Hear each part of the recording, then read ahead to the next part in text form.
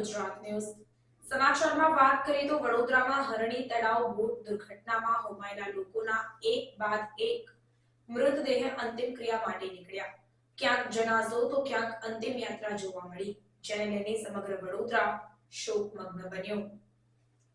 વડોદરા શહેર સહિત ગુજરાત 18 જાન્યુઆરી 2024 નો દિવસ ક્યારેય ભૂલી શકશે નહીં।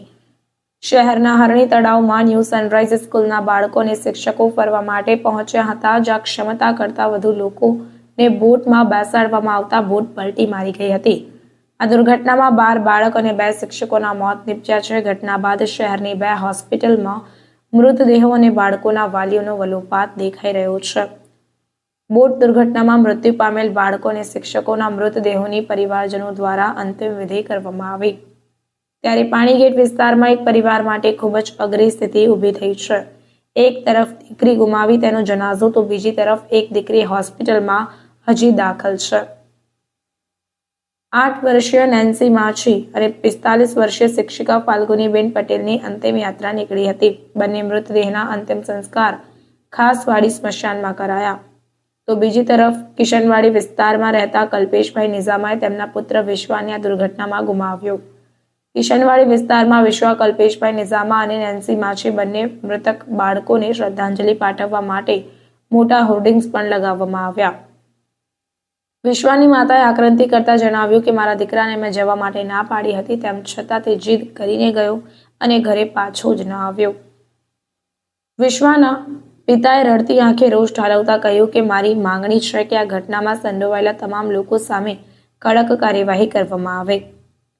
પૈસા આપીને કંઈ મારા છોકરાને પાછો નથી અપાવવાના। સ્કૂલવાળા મારા દીકરાને ગાર્ડનમાં લઈ જવાનું કહીને લઈ ગયા હતા અને તળાવમાં લઈ ગયા અને ત્યાં બોટમાં પણ બેસાડ્યો, જેના કારણે મારા દીકરાએ જીવ ગુમાવ્યો છે।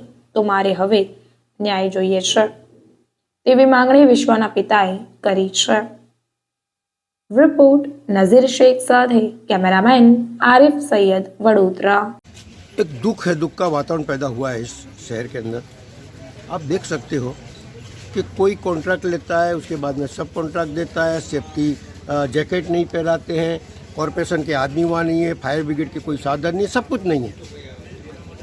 ये नेग्लिजेंसी नहीं है, ये कोई अकस्मात नहीं है, ये गुनहगार हैं सब लोग।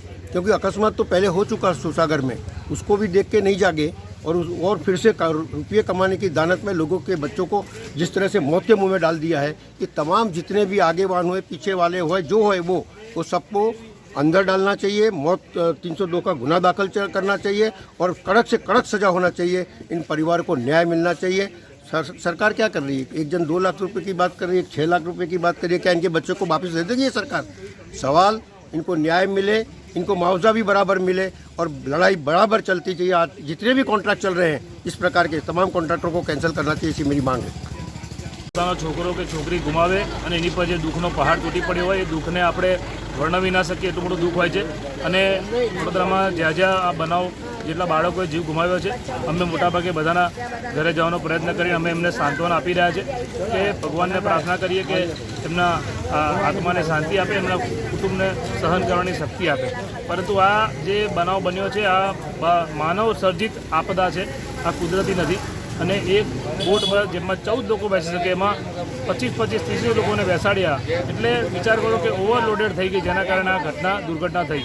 એટલે આ એક હત્યાકાંડ હોઈ શકે, અમારું એવું માનવું છે। માનવ વધનો ગુનો દાખલ થવો જોઈએ અને આમાં ગમે તેટલી મોટી ચમરબંધીઓને છોડવા જોઈએ નહીં। હજુ પણ કેટલાક લોકો પર કેસ થયા નથી અને ભારતીય જનતા પાર્ટી એટલા વર્ષોથી સત્તામાં છે, તો વિચાર કરો કે આ લોકો પાસે એવું નતું આયોજન પણ નથી કે આજે તળાવમાં તમે બોટિંગ ચાલુ કર્યું તો એ પહેલાં ફાયર બ્રિગેડની એનઓસીના રૂલ્સના રેગ્યુલેશનનું પાલન થયું। ત્યાં કોઈ જાતના જે બચાવ કામગીરીના સાધનો ત્યાં હાજર પણ નહોતા અને ફાયર બ્રિગેડ પાસે પણ વડોદરામાં એવા સાધનો નથી। આપણે એનડીઆરએફની ટીમ બોલાવવી પડી, ત્યારબાદ કેટલા 6 કલાકના ઓપરેશન પછી કેટલીક ડેડ બોડી મળી। એટલે બોટિંગ તમે ચાલુ કરો છો, મોટા મોટા તાઇફા કરી દેવાના, પણ સામે સુવિધાના નામે મીંડું। આજે જે છોકરાઓને બેસાડ્યા એમાંથી કેટલાકને લાઈફ સેફ્ટી જેકેટ પહેરાય, કેટલાકને ના પહેરાય, એમની પાસે જેકેટ પણ નહોતા પૂરતા। એટલે આ બધું સુવિધાઓનો અભાવ છે। વાતો મોટી મોટી કરવાની। શહેરના મેયર એવું સ્ટેટમેન્ટ આપે છે કે ફોટો લેતા બોટ ઇમ્બેલેન્સ થઈ ગઈ, શરમ આવી જોઈએ મેયરને। સ્ટેન્ડિંગના ચેરમેન એવું કહે છે કે અમે થર્ડ પાર્ટી ઇન્સ્યોરન્સ એમાં રાખેલો છે। કોઈ પૈસા આપવાથી કોઈનો જીવ પાછો આવે નહીં, કોઈનો દીકરો કે દીકરી પાછો આવે નહીં, પરંતુ આ એક માનવતાની વાત છે। આ લોકો જે સત્તામાં બેઠા છે, આ ભ્રષ્ટાચારી કોન્ટ્રાક્ટરોને કોન્ટ્રાક્ટ આપે છે કોણ? આ કોન્ટ્રાક્ટરને જેને કોન્ટ્રાક્ટ આપ્યો એ કયા અધિકારીની સહી છે? એ અધિકારીને તમે એની પર એને સસ્પેન્ડ કરો, એની સામે માનવવધનો ગુનો દાખલ કરો. જોવા જઈએ તો મ્યુનિસિપલ કમિશનર, શહેરના મેયર અને સ્ટેન્ડિંગના ચેરમેન આ બધાએ રાજીનામા આપવા જોઈએ સ્વૈચ્છિક જવાબદારી સ્વીકારીને. પરંતુ આ લોકોને સત્તાનો નશો એટલો છે કે આ રાજીનામું તો નહીં આપે, પરંતુ કોંગ્રેસ પક્ષ આ બાબતે સાખી લે નહીં અને આ બાબતે અમે આંદોલન કરીશું. કોંગ્રેસ દ્વારા શું તૈયારી છે આના બારામાં? અમે ગઈકાલથી કલેક્ટર, કમિશનરથી માંડીને બધા રજૂઆત કરી છે કે આમાં જે પણ જવાબદાર લોકો છે, એમાં આજે અમને ખબર પડી છે કે અમુક લોકોને હજુ પોલીસ કેસ થયા નથી. તો વિચાર કરો કે નરી આંખે જોઈ શકાય એવો ગુનો થયો છે, કોણ કોણ સામેલ છે એ પણ ખબર છે. તે છતાં જો અમને રજૂઆત કરવી પડતી હોય અને કોઈ કમિટી બનાવવાની વાત થતી હોય તો આ બહુ શરમજનક બાબત છે. તાત્કાલિક આમાં તો એક્શન લેવા જોઈએ અને જે ગુનેગારો છે એની સામે માનવવધનો ગુનો દાખલ કરીને એમને જેલના સળિયા પાછળ મોકલવા જોઈએ. સમાચારોની અવનવી અપડેટ્સ માટે જોતા રહો સેક્યુલર ગુજરાત ન્યૂઝ. સાથે સેક્યુલર ગુજરાત ન્યૂઝ ચેનલને લાઇક, શેર અને સબસ્ક્રાઇબ કરો અને બેલ આઇકોન દબાવીને સમાચારોની ઝડપી માહિતી મેળવો.